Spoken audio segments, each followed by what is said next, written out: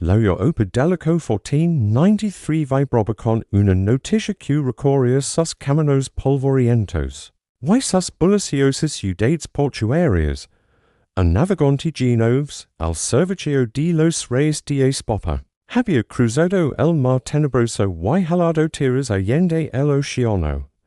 Era el descubrimiento de un nuevo mundo, un futuro de riquezas y promesas desconocidas. En los cortes se hablaba de oro, de imperios exáticos y de una gloria que se expandía hacia el oeste. Pero en el extremo más oriental de ese mismo continente, un mundo antiguo y temible disputaba. No era un mundo nuevo, sino uno que llevaba siglos creciendo, fortaleciéndose. Y cuyos ojos miraban siempre hacia el oeste. Ali, en la majestuosa ciudad de Constantinopla, cuya había quedado en sus manos 40 años antes. El poder se vestía con turbans y túnicas de seda. Era el Imperio Otomano, una gigantesca máquina de guerra gobernada por el Sultán Solimán II. Mientras Cristóbal Colón navegaba hacia lo inexplorado, los ejércitos del Sultán ya habían terminado de tragarse un reino entero, el reino de Bosnia. Sus temibles janissaros, la élite de soldados esclavos entrenados desde niños para la guerra, eran una fuerza imparable. Sus cipajes, la caballería pesada, podía razer campos y aplastar formaciones enemigas. Y sus cacones, enormes monstruos de bronce, reducen a escombros murallas que habían resistido siglos. Desde las altas torres de sus palacios, los estrategos otomanos miraban los mapas. Sus dedos seguían los ríos, los fails, las rutas comerciales. Y sus miradas se posaron, casi al mismo tiempo, en un territorio pequeño, montañoso y aparentemente insignificante al otro lado de la frontera, el reino de Croacia. No lo veían como una nación poderosa. Para ellos, Croacia era simplemente la lave que abriría la cerradura de las ricas ciudades de Venecia, del vasto reino de Hungría y el premio final de la mismísima Viena. Era un obstáculo en el camino, un muro de piedra tosca que sus martillos de guerra reducirían a polvo. En una sola temporada de compoca, no albergaban duda alguna. La historia, para ellos, era un río que fluía en una sola dirección, la de su expansión. Mientras tanto, al otro lado de esa frontera imaginaria que pronto se teñiría de sangre, la vida era distinta. En las aldeas croatas, enclavadas entre valles profundos y montañas escarpadas, el rumor del avance otomano no era un dato en un mapa, era un frío que helaba la sangre. Legaban historias de bosnios que habían perdido todo, de iglesias convertidas en mezquitas, de hombres levados como esclavos y mujeres encerradas en harems. El miedo era un vecino más en cada cosa. Pero de ese miedo, como de la tierra más dura, brotó a veces una resistencia fría. Croacia no tenía los ejércitos infinitos del sultán, no tenía las riquezas de Venecia. Lo que tenía era terreno áspero y corazones decididos. De la necesidad nacía una élite de guerreros única. No eran un ejército regular con uniformes y paga constante. Eran campesinos que conocían cada sendero, cada cueva, cada desfiladero de su tierra. Eran nobles menores, nazovi y voivode, que poder no venir de la sangre azul, sino del courage demostrado en la batalla. Estos hombres se les llamaba de muchas formas. Los flasky hidux eran pastores y hombres libres que se refugiaban en los bosques y montañas, hostigando a las tropas invasoras con tácticas de guerrilla. Ataques sorpresa a la amenaza, emboscadas en pasos estrechos, desaparición en la niebla. Antes de que el enemigo pudiera reaccionar. Y luego estaban los más famosos, los que darían nombre a una leyenda, los Uskoks, su nombre significaba los que saltan dentro, los incursionistas. Eran, en esencia, refugiados. Cristianos que habían huido de los tierras ya ocupados por los otomanos en Bosnia y Serbia. Habían perdido sus hogares, sus tierras, sus vidas pasadas. Lo único que les quedaba era un odio feroz hacia el invasor y unas ganas desesperadas de venganza. Se asentaron en los fortalezas fronterizas y se convirtieron en la punta de lanza de la defensa. Pero ellos, cada incursión no era solo una batalla, era recuperar un poco de su honor perdido. Sus nombres empezaban a resonar en los canciones populares y en los órdenes militares. Hombres como el capitán Pedro Kruzik, un líder nacido para la guerra fronteriza, duro como la roca de la que extraen los fortalezas. O como el voivoda Nikola Šubić, un estratega frío y calculador. Pero su fuerza no residía solo en su valor individual, residía en los fortalezas que defendían. Eran fortalezas distintas a los castillos de cuenta de hadas de Europa Occidental. No estaban en lanas verdes con fosos de agua. Estas fortalezas eran extensiones de la montaña misma. Se alzaban en crestas escarpadas, en espolones rocosos sobre ríos furiosos, en lugares donde el viento olaba día y noche. Eran de piedra blanca a menudo pequeñas, pero increíblemente difíciles de tomar. Eran hoteles desde los que se vigilaban kilómetros de territorio. Y cada una era un mundo en sí mismo, una pequeña ciudad de soldados, sus familias, artesanos y sacerdotes, todos preparados para resistir un asedio. La más emblemática de todas Heracles, un lugar que parece sacado de un juego de aguilas, se erguía en un desfiladero montañoso, controlando el único paso viable desde el interior hacia la costa dalmata. Y la preciosa ciudad de Split, quien tuviera Heracles, tenía la ley de Dalmacia. Era un nido de aguila, un pupo de piedra cerrado frente al avance otomano. Y su defensa era una leyenda viva, un desafío constante. Pero entre todas las plazas fuertes había una que, sin parecer la más imponente, se convertiría en el símbolo definitivo. Era la ciudad fortaleza de Siget o Sigetva. No estaba en una montaña altísima, sino en una isla pantanosa en medio de ríos, lo que la hacía difícil de aproximar. Y el mundo de Siget estaba un hombre que era la encarnación misma de la antigua nobleza croata. Nikola Šubić Zrinski, hombre de estado, poeta, y sobre todo, soldado experimentado. Zrinski no era un guerrero irregular, era un magnate con vastas tierras y responsabilidades, pero había dedicado su vida a fortaleza esa frontera. En Siget, él era la ley, la espada y el escudo. Este era el verdadero muro. No una línea continua de piedra, sino una cadena de fortalezas y corazones dispuestos a morir en ellas. Un muro que los otomanos, en su arrogancia, apenas veían. Pero los visaires del sultán, que planeaban campos continentales, aquellos eran focos de resistencia tribal. Molestias que se eliminarían con un movimiento cuidadoso de sus pies en el tablero. Subestimaban por completo la profundidad del sentimiento que alimentaba esa resistencia. No era solo el deseo de proteger una tierra. Era el miedo a perder una forma de vida, una fe, una identidad. Era el deseo de venganza de los que ya lo habían perdido todo. Era, en el fondo, la lucha desesperada de seres humanos que se aferraban a su mundo con uqs y dientes. Mientras un gigante ponía su pie sobre ellos para aplastarlos y pasar de largo. El destino de Europa no se decidiría aún en los campos abiertos o en las capitales. Se decidiría en estos lugares remotos con nombres difíciles de pronunciar, donde hombres comunes se transformarían en heroes y donde un muro invisible eco de courage. Y sacrificio se preparaba para recibir el embate mosferos que el mundo había visto. El umbral de la sombra se extendía.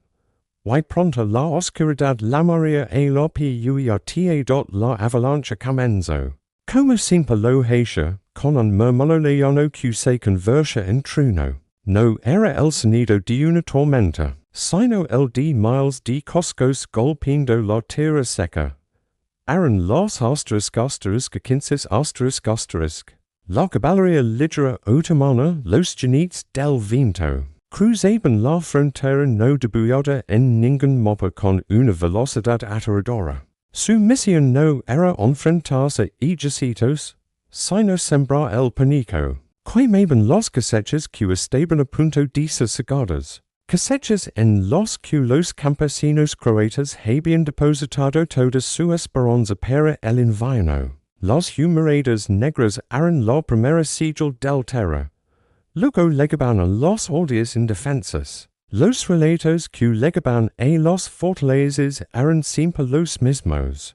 Un patrón de horror repetido una y otra vez. Los hombres que intentaban defender a sus familias eran masacrados en el acto. A los más fuertes y jóvenes, los ataban con cuerdas y los llevaban consigo. Condenados a una vida de esclavitud.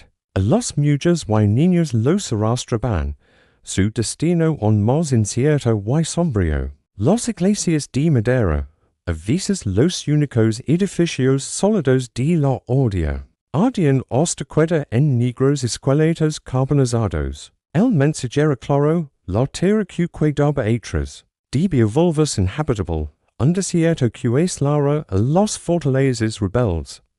Y entonces, el martillo golpeaba los muros. Los ejércitos principales otomanos, con sus ingenieros y sus enormes cacones de asedio, se plantaban frente a los castillos fronterizos. La estrategia era simple y brutal. Asfixiar. Rodaban la fortaleza. Cortaban todos los caminos de suministro y comenzaban un bombardeo constante.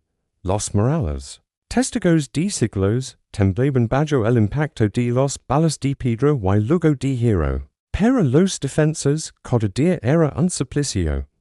El agua escaseba. La comida se rochanaba hasta la inanición. Y el sonido perpetuo de los cacones destrozaba los nervios. Una y una, algunas fortalezas caían. La desproporción era demasiado grande.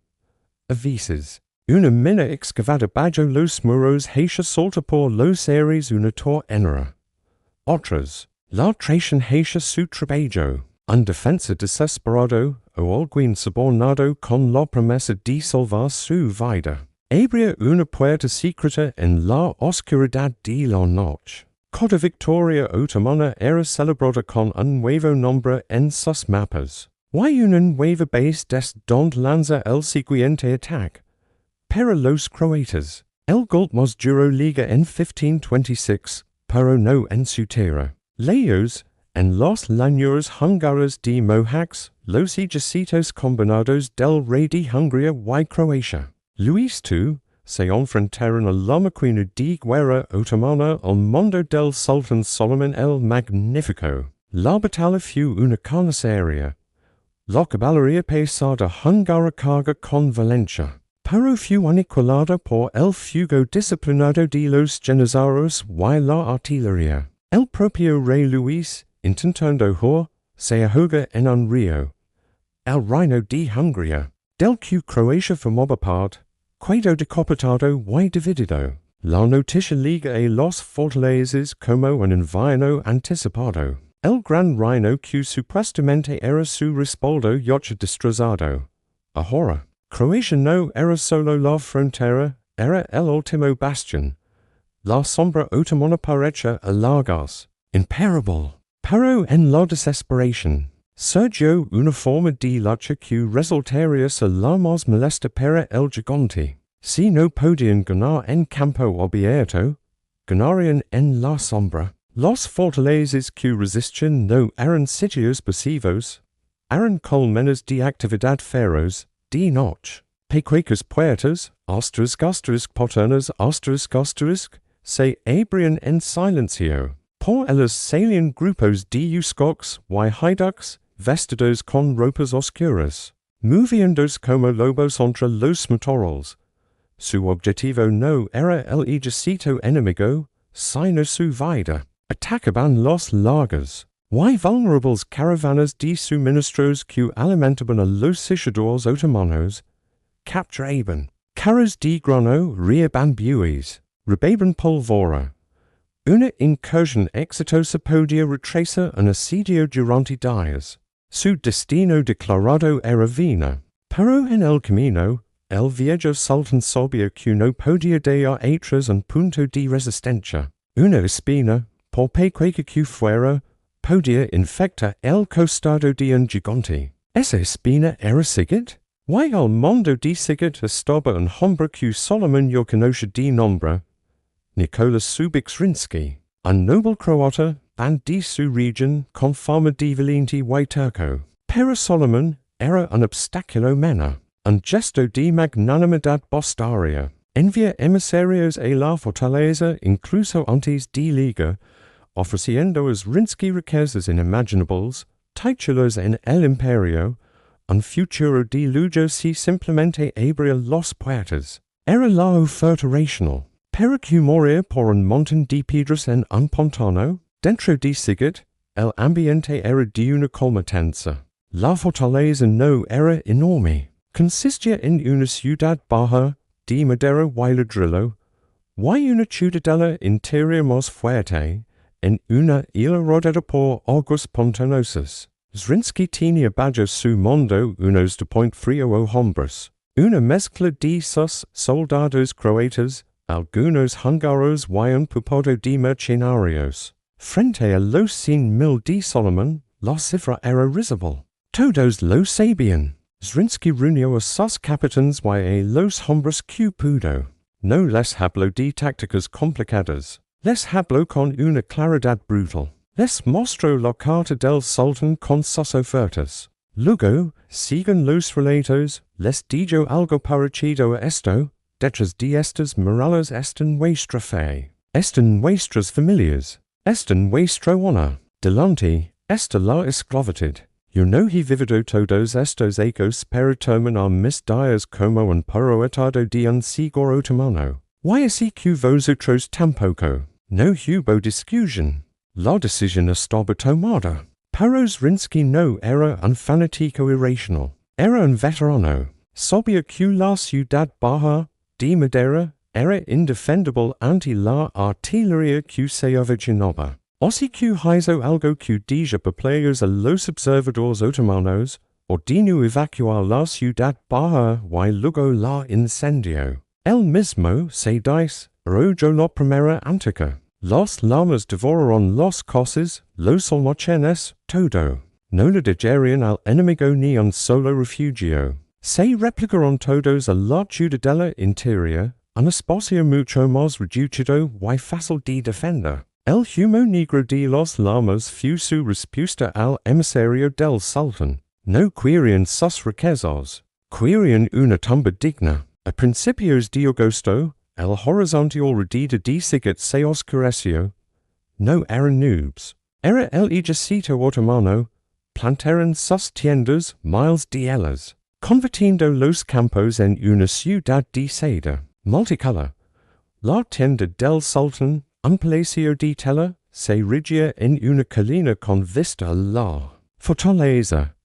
El asedio comenzó. Los primeros días fueron de bombardeo incesante. Los 300 cacones tronaban hasta que el aire mismo olía a pólvora quemada. Las murallas de Sigurd temblaban, sacudiendo a los hombres que estaban detrás. Piedras y trozos de ladrillo volaban por los aires. Zrinski y sus hombres se agazapaban, esperando.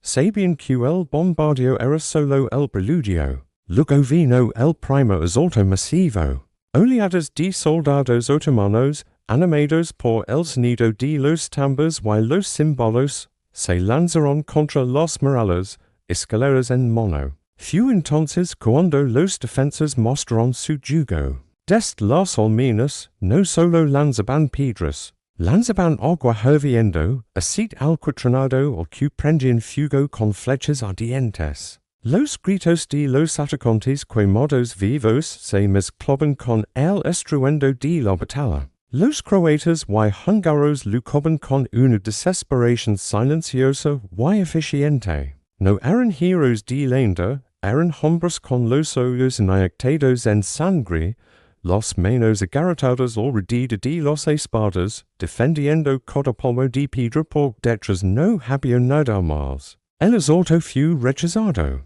¿Y luego el siguiente? ¿Y el siguiente? Los otomanos intentaron de todo. Cavaron túneles para minar los muros. Los defensas, escuchando el sonido de los piquetes, cavaban contraminas para encontrarse con ellos en la oscuridad de la tierra y locker aquello en espacios angostos. Los otomanos construyeron torres de asedio de madera. Los defensas los incendiaban con tiros certeros de cocuan pequeño o con flechas de fuego. Las semanas pasaron. Dentro de la ciudadela, las conditions se volvieron infernales. El agua potable era un lujo. La comida era un mendrugo de pan duro al día. Los heridos lenaban los sotanos. Y el ola e muerte y enfermedad se impregnaba en todo.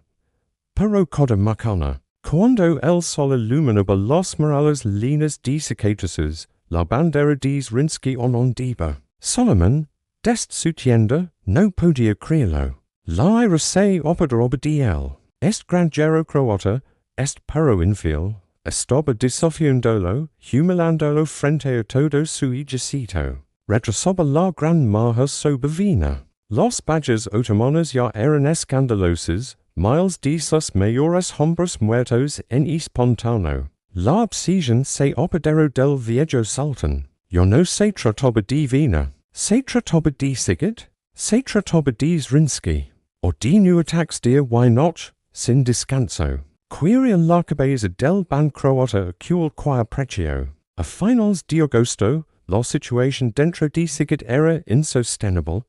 De los .30 defensas. Solo quedaban unos 600 hombres capaces de sostenerse en pie. Los murallas eran un amasillo de escombros aguantado milagrosamente.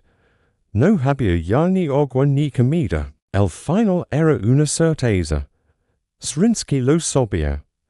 Sus hombres lo sabían. En la mañana del 5 de septiembre, un silencio inusual caía sobre el campo de batalla. El bombardeo había cesado. Zrinski subió a lo que quedaba de loto principal. Mirase el campamento otomano, que se extendía hasta donde comenzaba la vista. Luego miró sus hombres demacrados, cubiertos de sangre seca y polvo, pero con los ojos todavía firmes. Los reunió en el patio central.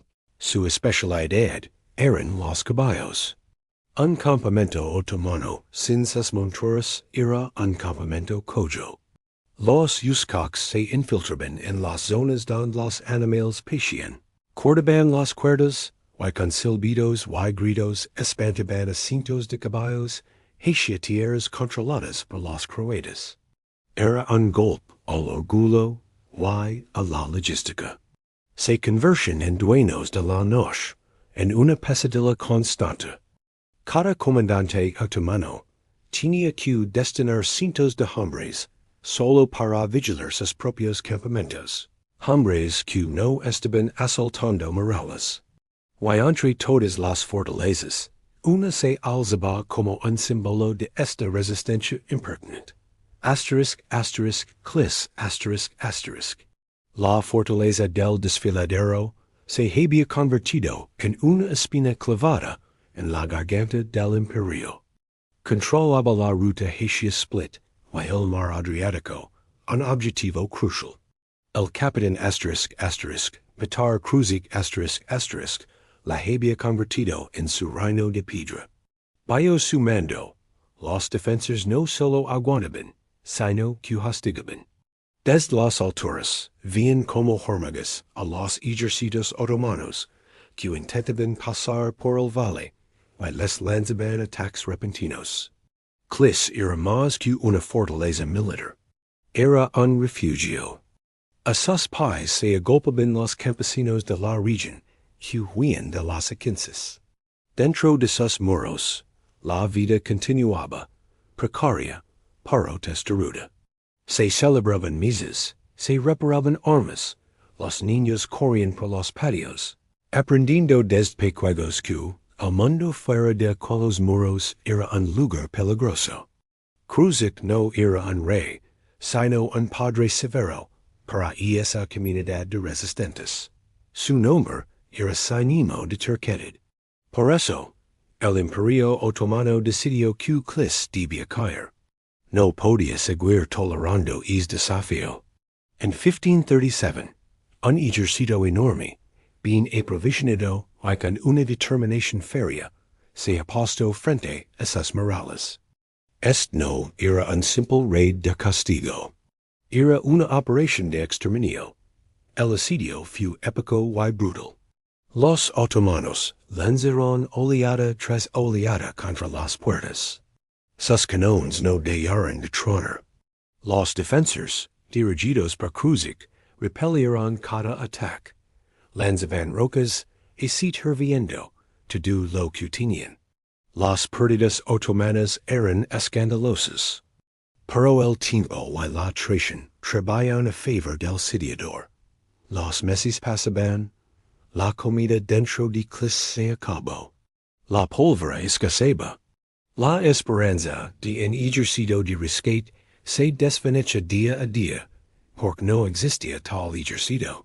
Y entonces sucedió lo inevitable. Un defensor, cuyo nombre se perdió en la historia cubierto de vergüenza, no pudo soportar más el hambre y la visión de sus hijos desfalleciendo. Por la noche, quizás a cambio de una promesa de salvar a su familia, abrió una de las puertas secundarias.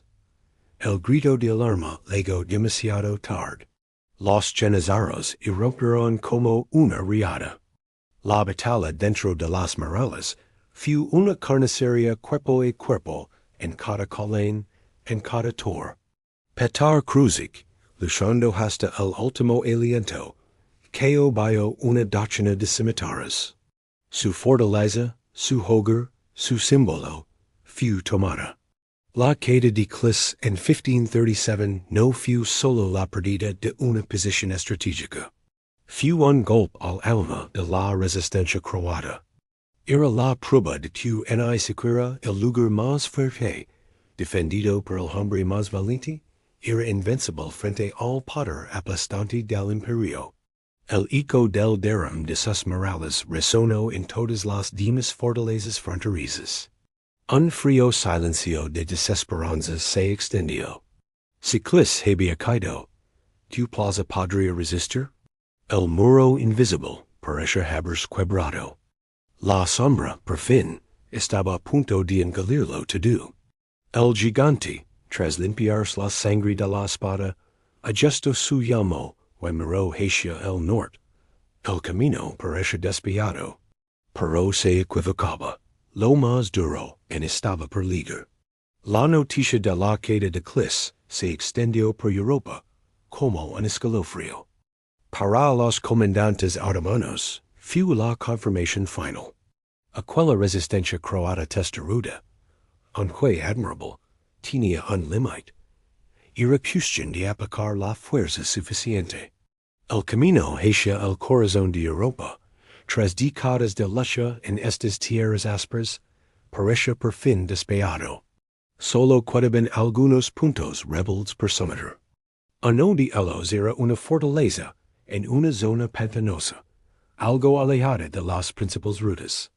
Siget o Shiget far. Mientras, en la majestuosa Constantinopla, un hombre anciano observaba los mapas con ojos que habían visto conquistar medio mundo. Era Solomon, el llamado Magnífico ***. A sus 72 años, su cuerpo estaba cansado, enfermo de gota, pero su ambición ardía con la misma fuerza de cuando era joven. Había levado al Imperio Otomano a su maxima extension la potter. Paro en ultimo sueno quedaba per cumplir. Tomar Viena, la puerta dorada de Europa Central. Sería la coronación de su legado, el golpe definitivo. Decidió que esta campaña sería personal. Comandaría el mismo, el mayor ejercido, que hubiera salido llamas de las puertas de la ciudad. No iría solo el lugar. Iría a dar un espectáculo de poder absoluto. En la primavera de 1566, el espectáculo comenzó a moverse. Era algo que la humanidad rara vez había visto. No era un ejercicio. Era una nación en marcha. Más de 100,000 hombres. Llenizados con sus distintivos gorros blancos. Cipajes con armaduras relucientes. Ingenieros, cocineros, herreros, y un secreto de sirvientes y funcionarios. 300 canones, algunos tan grandes, que requieren decenas de bueyes para arrastrarlos. Avanzaban como monstruos dormidos. El sonido era atronador, un rugido continuo de miles de paz, ruedas y relinchos, que precedía al ejercicio, como un anuncio del apocalipsis. Su destino declarado era Viena, pero en el camino, el viejo sultán sabía que no podía dar atrás un punto de resistencia. Una espina, por pequeña que fuera, podía infectar el costado de un gigante. Esa espina era Sigurd? Why al mundo de Sigurd estaba un hombre que Solomon yo conoce de nombre, Nikola Šubić Zrinski, un noble croata, and de su región con fama de valiente y turco. Pero Solomon era un obstáculo menor, un gesto de magnanimidad bostaria. Envía emisarios a la fortaleza incluso antes de liga, ofreciendo a Zrinski riquezas inimaginables, títulos en el Imperio, un futuro de lujo si simplemente abría las puertas. Era la oferta racional, pero que moría por un montón de piedras en un pantano. Dentro de Sigurd, el ambiente era de una calma tensa. La fortaleza no era enorme. Consistía en una ciudad baja, de madera y ladrillo, y una ciudadela interior más fuerte, en una isla rodeada por aguas pantanosas. Zrinski tenía bajo su mundo unos de point frío o hombres, una mezcla de sus soldados croatas, algunos húngaros y un puñado de mercenarios. Frente a los 100,000 de Solomon, la cifra era risible. Todos lo sabían. Zrinski reunió a sus capitanes y a los hombres que pudo. No les habló de tácticas complicadas. Les habló con una claridad brutal. Les mostró la carta del sultán con sus ofertas. Luego, según los relatos, les dijo algo parecido a esto: detrás de estas murallas están vuestra fe, están vuestras familias, están vuestra honor. Delante está la esclavitud. Yo no he vivido todos estos ecos para terminar mis días como un perro de un señor otomano. Y así que vosotros tampoco. No hubo discusión. La decisión estaba tomada. Pero Zrinski no era un fanático irracional. Era un veterano. Sabía que la ciudad baja, de madera, era indefendible ante la artillería que se avecinaba. Así que hizo algo que deja perplejos a los observadores otomanos, ordenó evacuar la ciudad baja y luego la incendió. Él mismo se arrojó la primera antica. Las llamas devoraron las casas, los almacenes, todo. No le dejaron al enemigo ni un solo refugio. Se replicaron todos a la ciudadela interior, un espacio mucho más reducido y fácil de defender. El humo negro de las llamas fue su respuesta al emisario del sultán. No querían sus riquezas, querían una tumba digna. A principios de agosto, el horizonte alrededor de Sigurd se oscureció. No eran nubes. Era el ejército otomano. Plantaron sus tiendas miles de ellas, convirtiendo los campos en una ciudad de seda, multicolor. La tienda del sultán, un palacio de tela, se erigía en una colina con vista a la fortaleza.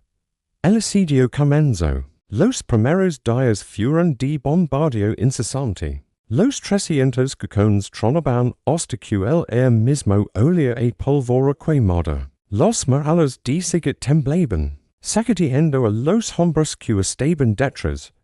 Piedras y trozos de ladrillo volaban por los aires. Zrinski y sus hombres se agazapaban, esperando. Sabían que el bombardeo era solo el preludio. Luego vino el primer asalto masivo.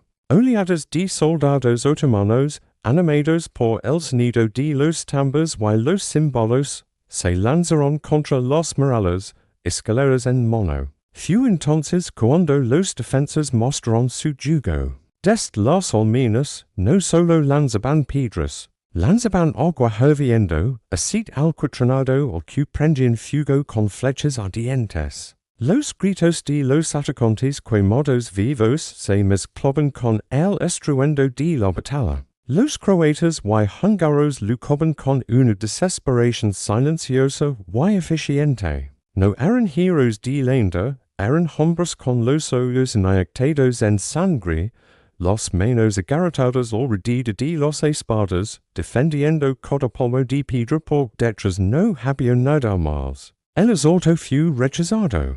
¿Y luego el siguiente? ¿Y el siguiente? Los otomanos intentaron de todo. Cavaron túneles para minar los muros. Los defensores, escuchando el sonido de los piquetes, cavaban contraminas para encontrarse con ellos en la oscuridad de la tierra y loca aquello en espacios angostos. Los otomanos construyeron torres de asedio de madera. Los defensores los incendiaban con tiros certeros de cochrane pequeño o con flechas de fuego. Las semanas pasaron.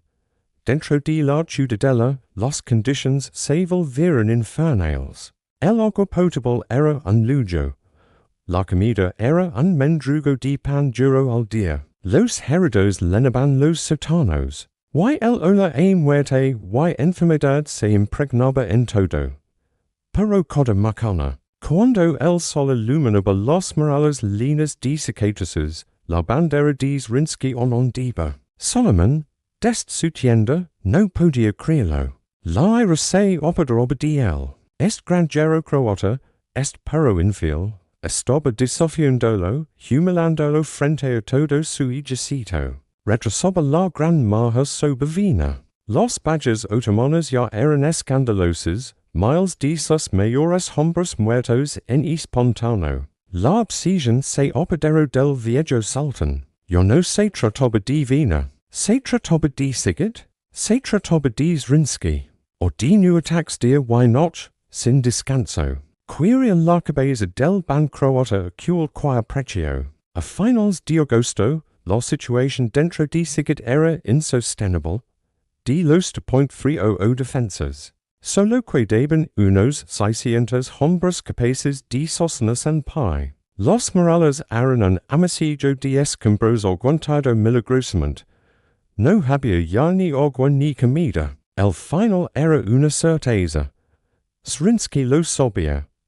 Sus hombres lo sabían. En la mañana del 5 de septiembre, un silencio inusual caía sobre el campo de batalla. El bombardeo había cesado. Zrinski subió a lo que quedaba de loto principal. Mirase el campamento otomano, que se extendía hasta donde alcanzaba la vista. Luego miró sus hombres demacrados, cubiertos de sangre seca y polvo, pero con los ojos todavía firmes. Los reunió en el patio central. No hubo un discurso grandilocuente esta vez. Sus palabras, siguen los pocos que sobrevivieron para contarlos, fueron sencillas. Les dijo que habían cumplido más allá de lo imaginable, que habían escrito su nombre en la historia con sangre y honor. Les dio una última elección. Podían quedarse dentro, encerrarse en la torre del polvorín y volarlo todo cuando los otomanos entraran, muriendo en una gran explosión. O podían abrir las puertas y lanzar un último ataque, una salida a la muerte, para caer con las espadas en la mano, tomando a tantos enemigos con ellos como fuera posible. la respuesta fu un vnico grito ronco, seco, eligiron la carga. Quirion va el cielo una última vez, aunque fuera para morir bajo él. Esa noche no hubo suego. Los hombres se prepararon. Se vestieron con lo mejor que tenían, como si fueran a una celebración. Afilaron sus espadas por última vez. Rezaron en silencio. Esperaron el amanecer. El Muro invisible, reducido a 600 esqueletos famélicos, se preparaba para su último y más resonante golpe. La mañana del 7 de septiembre de 1566 amaneció extrañamente tranquila en Sigit. El silencio era más aterrador que el estruendo de los cajones. No se oían los tambores otomanos, ni los órdenes gritados, ni el tapleteo llano de las construcciones de asedio. Era un silencio cargado, como si la tierra contuviera la respiración. Dentro de la ciudadela, no quedaba nada que defender. Las murallas eran un amasillo de piedras y vigas retorcidas. El aire olía a humo, a polvo y a muerte. En el patio central, los últimos defensas formaron. No eran ni 600, eran fantasmas con espadas. Hombres con los rostros demacrados por el hambre, con los ojos hundidos pero con una luz extraña. La luz de quince no tienen nada que perder. Vestían lo poco que les quedaba. Algunos con restos de armaduras abaladas, otros con simples camisas rotas. Pero muchos, siguiendo el ejemplo de su sigor, se habían puesto sus mayores prendas. Era un gesto de orgullo final, un último acto de desafío. Nikola Šubić Zrinski solía ante ellos. No llevaba la armadura pesada, que ya era inútil. Vestía un jubón oscuro y sobre su hombro la piel de un léopardo, símbolo de su lineage. En su sombrero, una pluma blanca. Se veía sereno. Camino frente a la línea de hombres, mirándolos a los ojos a no por no. No dijo mucho. Las palabras ya estaban dichas. Solo les recuerdo. Que Dios nos reciba. Y que yo sepa que aquí hubo hombres libres. Abrieron la gran puerta de la ciudadela, la que había resistido 1000 impactos. Con un chorrido lastimero, se abría hacia el mundo exterior, hacia el campamento otomano que se extendía como un mar de tiendas. Lo primero que vieron fue un punto estrecho sobre el foso, y más allá, un espacio abierto lleno de soldados otomanos que, sorprendidos, observaban incrédulos. No esperaban una salida, esperaban una rendición. Zrinski fue el primero en cruzar el punto.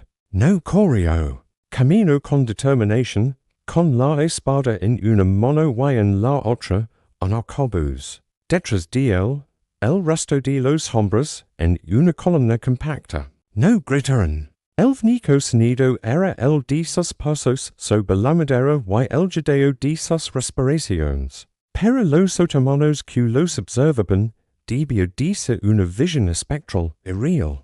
Pero la irrealidad dura solo un instante. Cuando la columna entró sola al espacio abierto, Zrinski levantó la espada. Y entonces rompieron el silencio. Un grito sólido de 600 gargantas, un grito ronco, seco, cargado de toda la rabia, el dolor y el honor de uns de infierno. Fue el olido de lobos acorralados que se lanzan al ataque. Se balancearon sobre las primeras líneas otomanas, que ni siquiera estaban formadas para la batalla. El choque fue brutal.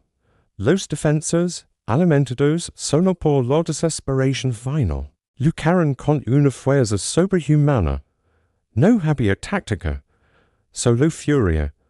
Atacaban a diestro y sinistro. Abrendos paso hacia el corazón del campamento, hacia donde deben los estandartes del sultán. Zrinski era un punto de luz en la confusión. Su pluma blanca se movía siempre en primera línea. Derriba varios soldados, avanzando como un torrente. Los otomanos, al principio desorganizados, pronto reaccionaron. Los Genezaros corrieron a formar un muro o redida de los zonas importantes. La caballería sepahi intenta rodear a los atacantes. Pero el impetu inicial de la carga croata era imparable. Habían roto el primer anillo de defensa. Fue entonces cuando el destino alcanza Nikola Zrinski. En el frega de la lucha, rodeado por sus hombres más leales, se peregrita una orden. En ese momento, tus disparos de arcabuz sonaron casi al unísono. Uno de ellos, o quizás los dos, lo alcanzaron en el pecho. Se detuvo en seco. La espada se le escapó de la mano. Sus ojos buscaron el cielo por un instante, y luego cae de rodillas, y después, de lado, sobre la tierra pisotera. Su muerte no detuvo la carga. Al contrario, sus hombres, al verlo caer, redoblaron su furia con un dolor rabioso. Formaron un círculo alrededor del cuerpo de su señor y lucharon ali, pie a pie. Sin se terreno, yo no intentaban avanzar, intentaban proteger su cadáver. Era lo último que podían hacer por él. Lucharon hasta que el último de ellos caer, atravesado por lanzas y cimitarras. Por el montón de cuerpos que cubría a Zrinski, ninguno de los que solía por esa puerta sobrevivió a aquella hora. El silencio volvió a caer, pero ahora era diferente. Era el silencio del asombro, de la incredulidad y de un costo terrible. El campo frente a la ciudadela estaba sembrado de cuerpos. La mayoría otomanos. La salida de la muerte había cobrado un precio escandaloso. Los oficiales otomanos pelidos recorrían el campo. Habían ganado, sí, la fortaleza era suya. Pero la victoria tenía un sabor ceniza. Y entonces, una noticia aún más impactante comenzó a circular en susurros entre los comandantes otomanos. Desde la gran tienda del sultán. Una noticia que habían mantenido en secreto durante días. Por miedo al pánico, el Sultán Solimán el Magnífico había muerto. No había muerto en batalla. Había fallecido en su tienda durante la noche anterior al asalto final, el 6 de septiembre. Algunos dicen que fue un ataque al corazón. Otros, que la gota y la herida acabaron con él. Los más maliciosos susurraban que la noticia del fracaso anticigat de la terquedad de Zrinski había acelerado su fin.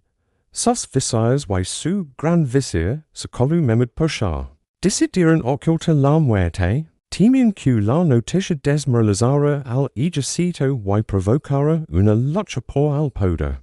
Justo frente a las murallas enemigas, ordenaron que todo siguiera como si nada. Que los ataques continuaron.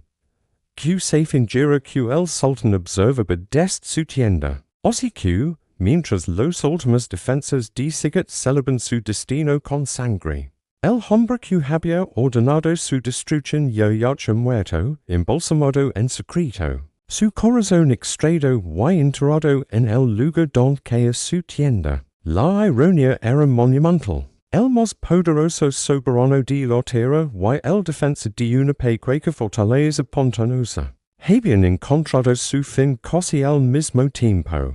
La noticia de la doble muerte, la de Zrinski y la secreta de Solimán, pronto estalla como un polvorín. Primero entre los altos mandos, luego entre las tropas. La euforia por la toma de Sigat se evapora. En su lugar, hubo una sensación de vacío, de pérdida y de un costo absurdo. ¿Para qué? Habían perdido a su gran líder por un montón de ruinas humeadas defendido por un puñado de hombres. Los badges otomanos se estimaban en más de 20,000 hombres. 20,000 soldados veteranos. La flor del ejército muertos en un pantano croata. La gran compoca para tomar Viena se detuvo en seco. No había ánimo para continuar. No había sultán que liderara. El nuevo sultán, Selim II, tenía que ser informado y consolidar su poder en Constantinopla. El ejército, exhausto y diezmado, recipio ordines de retiras. Empezaron a desmantelar el campamento, a cargar los cajones, a dar media vuelta. La marcha triunfal hacia el corazón de Europa. Se convirtió en una marcha fúnebre de regreso a casa. La noticia de lo sucedido en sigitado. Semanas en cruza las fronteras, pero cuando lo hizo, provocó un terremoto en la conciencia europea. En los cortes de Viena, Roma, Praga y Madrid, los reyes y emperadores se quedaron atónitos. Un noble croata, con apenas 2,000 hombres, no solo había detenido al ejército más grande del mundo, sino que, indirectamente, había causado la muerte del propio Solimán el Magnífico. Se imprimieron panfletos, se escribieron poemas, se compusieron canciones. Nikola Šubić Zrinski se convirtió de la noche a la mañana en el símbolo universal del sacrificio heroico. En El Salvador de la cristiandad, su nombre se pronunciaba con reverencia, pero en las fronteras croatas, entre el humo de los odios quemados y el frío de las fortalezas medio destruidas, la noticia se recibió con una mezcla de orgullo agridulce y realismo descarnado. Un hero había caído, un gigante había muerto, pero la guerra, esa vieja campesera, seguía allí. El muro invisible se había quebrado en sigit, pero sus cimientos, ecos de un courage testarudo, siguen vivos. Y la sombra, aunque ahora un poco más difusa, no se había retirado del todo. El precio de la inmortalidad se había pagado, pero la cuenta de la supervivencia cotidiana seguía abierta. La gran victoria moral de Sigit resonó por toda Europa como un campanazo de esperanza. Los reyes y emperadores enviaron cartas de elogio, reconocieron la heroicidad, pero en la frontera croata, donde el viento del este seguía oliendo a humo y a hero, la realidad era otra. Los tambores otomanos no dejaron de sonar. La guerra no terminó con la muerte de Solimán. Se transformó. Sigit había sido una lomarada desgarradora, pero la frontera era un fuego lento que nunca se apagaba. Una guerra de desgaste que duraría casi sin ecos más. Una guerra que ya no era de grandes ejércitos del sultán contra una sola fortaleza heroica, sino de una lucha diaria, sucia y persistente. Era la guerra de la frontera militar. La vaina craina. Y en ella, el protagonista ya no tenía un solo nombre como Zrinski.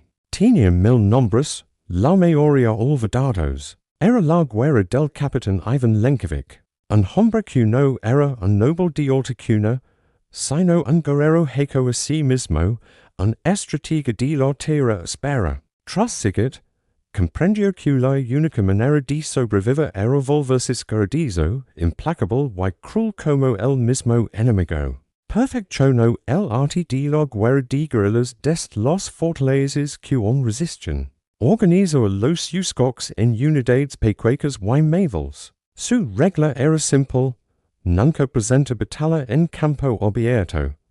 Atacar de noche. Desaparecer al amanecer. Envenenar pozos en las rutas de marcha otomanas.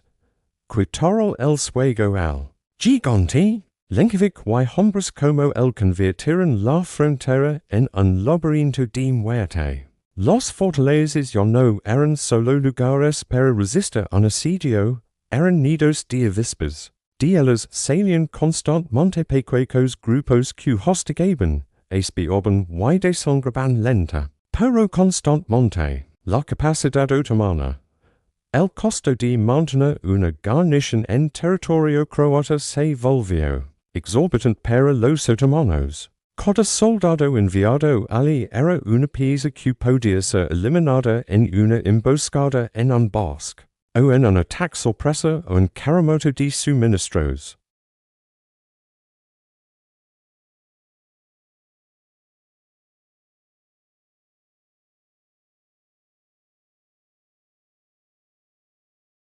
Habían oído las historias de Sigit. No tenían un gran siglo que los liderara. Perotenian la misma determinación. El asedio de Bihok fue una repetición de la misma pesadilla, pero en una escala distinta. Los defensores resistieron con una terquedad que desconcertó a los otomanos, repelieron asaltos, repararon brecas de noche, vivían con ratas y bebían agua sucia. Y cuando finalmente las murallas cedieron y los otomanos rompieron, no hubo una salida heroica. La lucha fue cosa por cosa, colén por colén. Los defensores no se rindieron. Lucharon hasta el último hombre en las ruinas de su hogar. Bihok caía, sí, pero su caída, como la decigit, costó un precio en sangre y tiempo que el Imperio no podía permitirse pagar una y otra vez.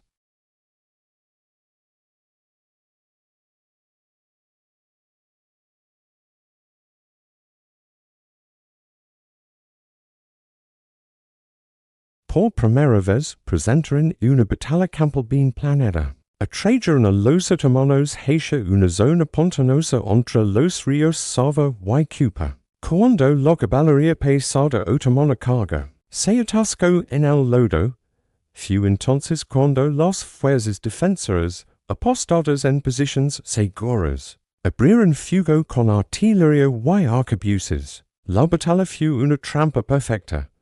El ejército otomano fue aniquilado. Su comandante, el bey de Bosnia, murió. Fue la primera gran derrota otomana en campo abierto en décadas. La ** batalla de Sisac ** demostró algo crucial. El gigante no solo podía ser molestado, también podía ser derrotado. Fue un rayo de luz que iluminó un camino. La frontera croata siguió sangrando durante décadas más. Pero ya no era solo un escudo pasivo. Se convirtió en un yunque donde se forjaba la futura contraofensiva europea.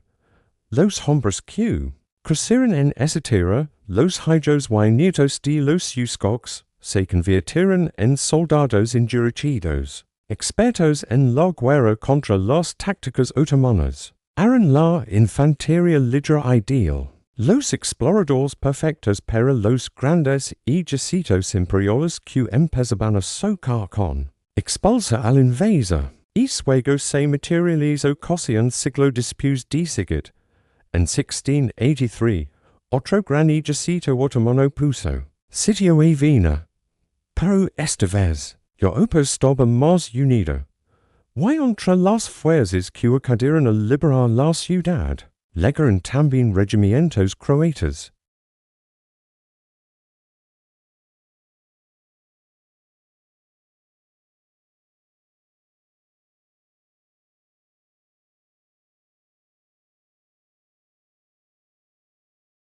Una a una, las fortalezas que habían sido símbolos de resistencia y derrota fueron liberadas. Clis, la fortaleza del desfiladero, que de nuevo en manos cristianas. Las tierras de la frontera militar, tras casi 200 años de guerra continua, por fin conocieron una paz precaria. El Imperio Otomano fue empujado más allá del río Sava. El Muro invisible había cumplido su misión. No solo había detenido la avalancha, sino que, al desgastarlo durante generaciones, había permitido que Europa encontrara la fuerza para devolver el golpe. Hoy, si uno visita esos lugares, solo quedan ruinas. Las piedras de Clis, Sigito Bihok están desgastadas por el viento, cubiertas de hidra.